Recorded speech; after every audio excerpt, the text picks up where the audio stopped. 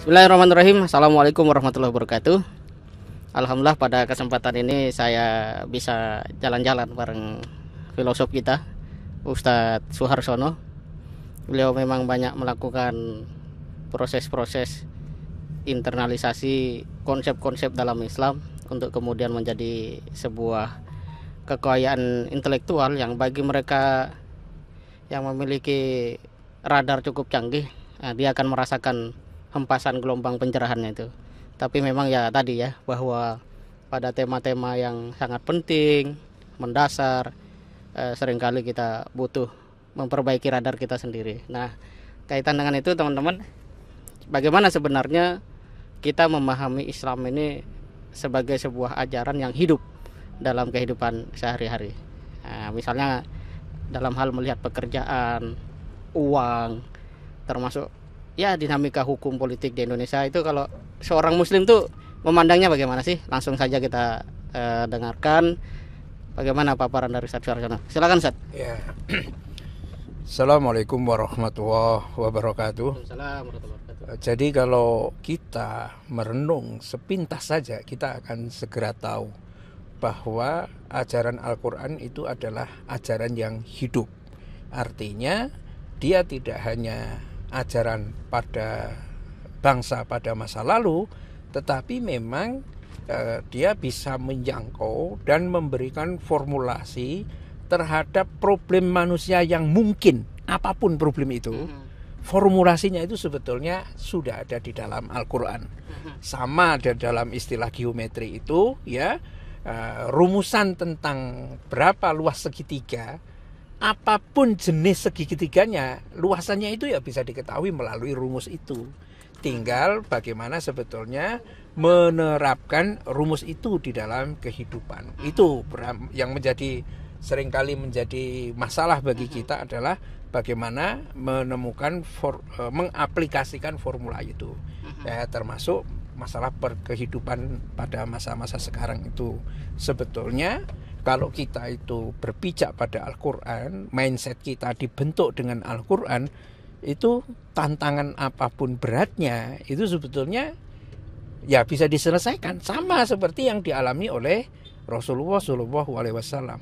Ada nggak tantangan yang jauh lebih besar? Dia seorang diri, ya kan, membawa nilai-nilai itu, dan karena berprinsip pada Al-Quran sebagai living kurikulum yang hidup itu, selesai seluruhnya masalah Arab.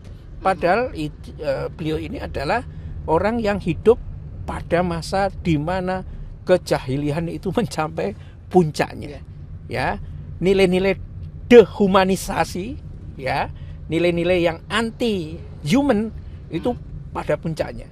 Di mana misalnya digambarkan bahwa seorang ayah itu membunuh anaknya itu bisa hanya karena malu dia punya anak perempuan. Mana ada zaman sampai tingkat itu, melebihi kejahilian yang ada pada masa Rasulullah. Toh dengan bimbingan Al-Quran itu akhirnya bisa selesai. Ya, luar biasa. Jadi ada rumus, tapi yang menjadi soal kita belum tahu bagaimana menggunakan rumus itu. Termasuk dalam hal kita mengisi hari-hari kita untuk menjadi orang yang bisa happy, bahagia, gitu. Tapi kadang ada juga anomali. Satu sisi umat Islam ini harus memperluas cakrawala berpikirnya, tapi di sisi lain ada yang kalau sisi intelektual, apalagi berdasarkan ukuran gelar akademik, itu kan luar biasa banyak sekali. Tapi kenapa justru mereka ini yang justru superioritasnya rendah? Nah, kalau tadi disampaikan bahwa kadangkala orang yang punya kedudukan, jabatan, bahkan intelektual yang tinggi dengan dibuktikan gelar akademik yang panjang itu, mentalnya lebih rendah dari harta itu sendiri. Nah, ini fenomena apa sebenarnya? Iya, ini sebetulnya anomali ya, karena determinasi dari faham materialisme itu, seolah-olah materi itu lebih tinggi daripada ruh itu sendiri. Padahal sebetulnya di dalam Islam itu diajarkan yang paling tinggi itu adalah ruh, tubuh kita, lingkungan kita, materi kita, pakaian kita, kaya, miskin itu sebetulnya adalah pakaian-pakaian material, ya kan? Ya, itu sebetulnya di bawah dari ruh kita. Nah, kenapa kita menjadi inferior terhadap fenomena seperti ini?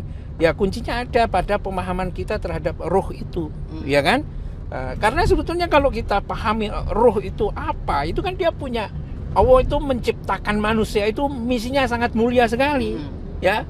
Tidak ada tahta dan kedudukan yang lebih tinggi daripada visi penciptaan manusia itu sendiri. Apa itu? Jadi kita dijadikan di muka bumi ini menjadi khalifahnya, menjadi wakilnya. Mana ada posisi tahta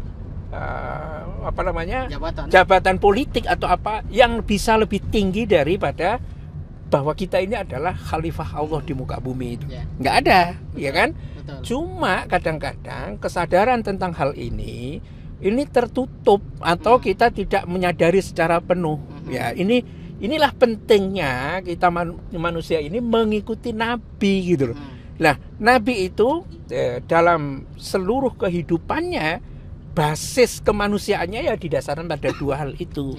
Dia sebagai hambanya dan dia menjadi khalifahnya. Itu kesadaran yang eksistensial gitu loh. Ya. Jadi apapun tindakannya karena dia adalah khalifah Allah, karena dia adalah hamba Allah. Itu saja. Ya. Beda dengan posisi politik. Kalau posisi politik misalnya yang katakanlah yang di Indonesia, bagaimana seorang menteri harus bungkuk-bungkuk di hadapan presiden? Karena memang kesadaran dia adalah kesadaran posisional, kesadaran jabatan, ya. Sehingga kalau presidennya mengatakan sesuatu, seandainya sesuatu itu bertentangan dengan hatinya, dia tidak berani. Nah, khalifah Allah di muka bumi itu berani, gitu loh.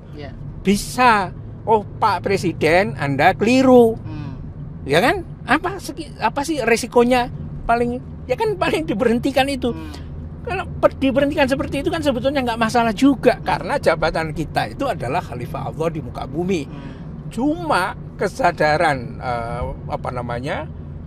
kesadaran universal ini itu yang tadi saya bilang nyaris kabur di dalam eksistensi manusia sekarang, sehingga dia inferior ya dengan posisi politik, dengan materi. Wah, kalau saya tidak mengikuti dia, saya dapat makan apa?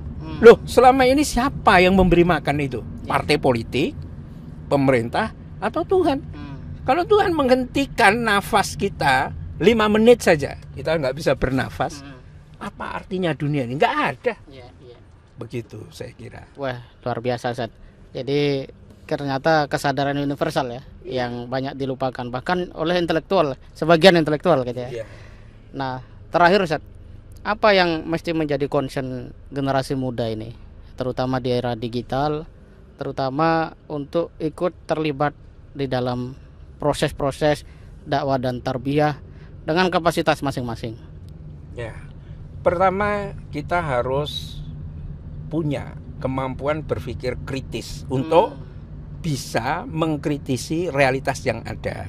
Ya, bagaimana supaya kita bisa memiliki pemikiran yang kritis? Satu-satunya jalan adalah kita punya nilai-nilai ideal. Ya, kalau kita punya nilai-nilai ideal, kemudian membandingkan antara realitas dengan idealitas yang kita yakini, yang kita miliki, itu terjadi disparitas, ya, tidak terjadi kesesuaian, maka itu biasa akan kita menjadi kritis.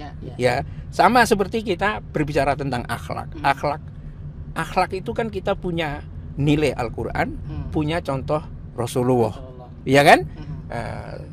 Al-Quran maupun Rasulullah hormat sama orang tua, itu adalah nilai-nilai ideal. Nah, misalnya kehidupan sekarang, orang tidak hormat kepada orang tua hanya karena materinya orang tua lebih miskin dan sebagainya, itu kita punya bandingan, oh ini tidak benar. Nah, disitulah kalau kita punya kesadaran ideal dengan melihat realitas yang ada, itu kritis. Di situ fungsi kita sebagai dai, sebagai mubaligh, sebagai aktivis Islam itu bisa melakukan transformasi, mengubah realitas yang ada, menuju idealitas yang kita kehendaki. Caranya seperti apa? Ya sampaikan nilai-nilai ideal itu masuk ke dalam sistem kesadaran publik. Itu yang akan membuat perubahan, ya. Contoh yang sangat sederhana, masalah busana. Ya, busana muslim, muslimah terutama ya. Tahun 70-an siapa sih yang pakai jilbab? Nggak ada kan? Padahal Al-Quran itu kan sudah ada dari 14 abad yang lalu, yang memerintahkan kepada umat Islam supaya menutup kepalanya, ya, dadanya, apa yang disebut dengan jilbab itu, ya kan? Betul. Ya, tapi kenapa sampai tahun 1970-an di Indonesia kita nyaris tidak pernah ketemu orang yang pakai jilbab? Orang itu pakai kerudung, ya kan? Tapi itu bukan pakaian yang ideal menurut Islam. Ya, nah, gambaran tentang jilbab yang menutup aurat itu kan harus ada di dalam imajinasi kita. Nah, bagi desainer pakaian, dia bisa menerjemahkan kepada model-model jilbab yang intinya adalah menutup aurat itu kan. Nah, ketika dipresentasikan, ya, ini menjadi paradigma kehidupan yang baru. Di samping ada orang yang tidak pakai jilbab. Tahun 80-an, ya, itu orang menganggap orang pakai jilbab itu ninja. Ya kan? Tetapi karena yang pakai jilbab ini orang-orang dari lulusan UI, mahasiswa ITB, Gajah Mada dan lain sebagainya, dia punya keunggulan, ya kan? Keunggulan akademik. Apa akhirnya yang terjadi? Justru orang pakai jilbab itu bangga. Dan banyak akhirnya masyarakat itu ikut semua pakai jilbab. Sekarang ini kalau dalam pertemuan umum ada orang Islam nggak pakai jilbab, kayaknya lucu, makhluk terasing gitu loh. Ya kenapa begitu? Itu karena kemampuan determinasinya, ya kan? Orang yang memakai jilbab punya superioritas nilai-nilai dan juga intelektualitas. Tuh. Luar biasa. Jadi kita menemukan sebuah kunci penting bahwa sebagai seorang muslim memang kita perlu untuk mengerti apa yang sebenarnya menjadi nilai dan kesadaran universal kita sebagai hamba Allah dan khalifatullah. Di saat yang sama, ya jangan ragu ya untuk memanifestasikan, harus superior. Harus superior sehingga nilai-nilai Islam ini menjadi unggul dan orang menjadi bangga menerapkan nilai-nilai Islam. Terima kasih banyak Ustaz Suharsono atas waktunya. Kita jumpa lagi di kesempatan yang akan datang. Terima kasih. Assalamualaikum warahmatullahi wabarakatuh.